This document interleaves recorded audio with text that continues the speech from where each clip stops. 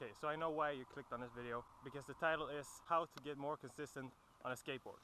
Now first off, I'm not totally the right person to talk about this, because I'm not the most consistent skater out there, definitely not. But I thought I'd still give me the ideas of how you can get more consistently with your tricks and on your skateboard. So before you watch this video anymore, I have to give you the hard truth that I know it will suck to hear for you. But the truth is, the only way to get more consistently on a skateboard is to practice and practice and practice.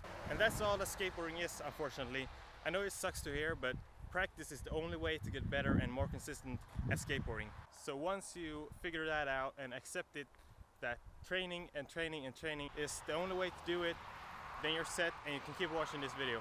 I'm gonna be giving you a few opinions and tricks for you to actually master consistentness, to actually get more consistent with your tricks on your skateboard. Tip number one is, when you start learning the trick, when you've landed it like once or twice or even 3 times, you start to get tired, you don't want to practice anymore, you start to want to go home. I like to sit down and really think about what differentiated the tries where I landed it and where I didn't.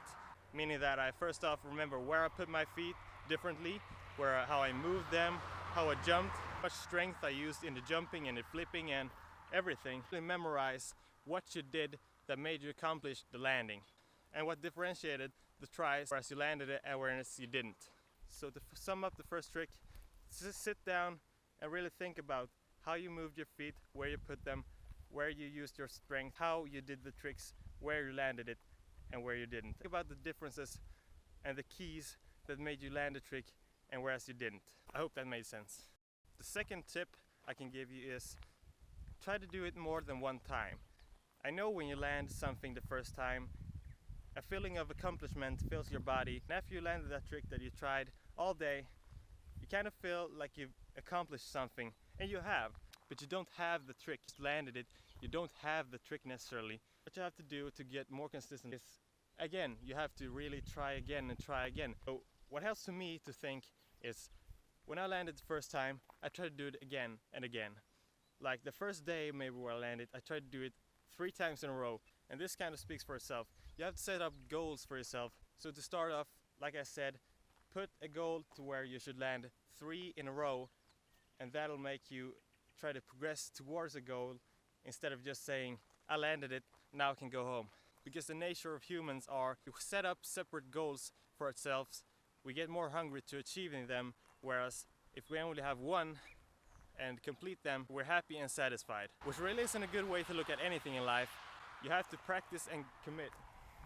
And after you've done those 3 in a row, you start increasing that to 5 in a row. And after you did it 5 in a row, you increase it to 10 in a row. And once you have it 10 in a row, you pretty much can say that you have that trick consistently. For example, let's take frontside flip for example. In my case, frontside flips is a trick that I would say personally I do not have very consistently. But if I would go out there and try it 10 times, which I'm doing right now, you're seeing it in this video, obviously, 3, 5, and 10 times, if I'm doing that and I actually push myself to land it 10 times in a row, it'll come more naturally to me every try. I would not leave this session before I've landed it 10 times in a row. And that doesn't only give me 10 times worth of practice, it also gives me a mindset that I can land it 10 times in a row. That is a huge key to success in skateboarding. You have to actually have the right mindset to know that you can land this trick however many times you want.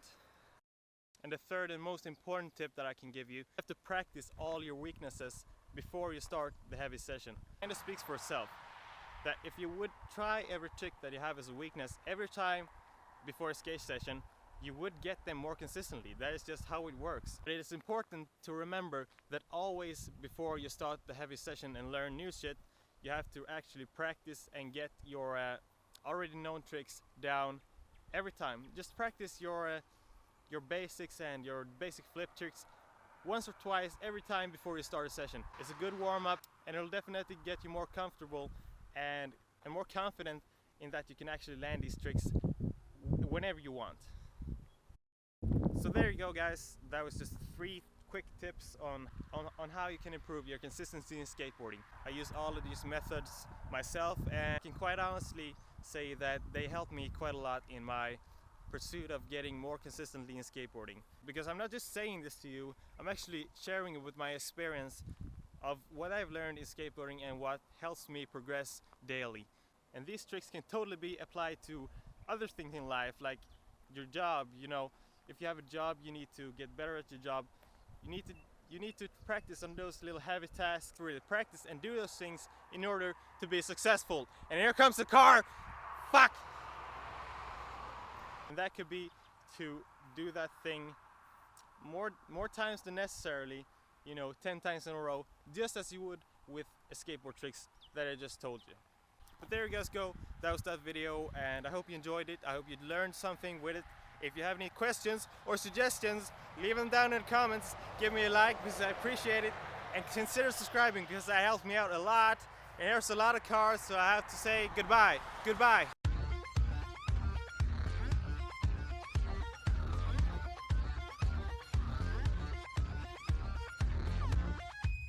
Way, you don't actually have to use step 2. Ah, fuck's sake.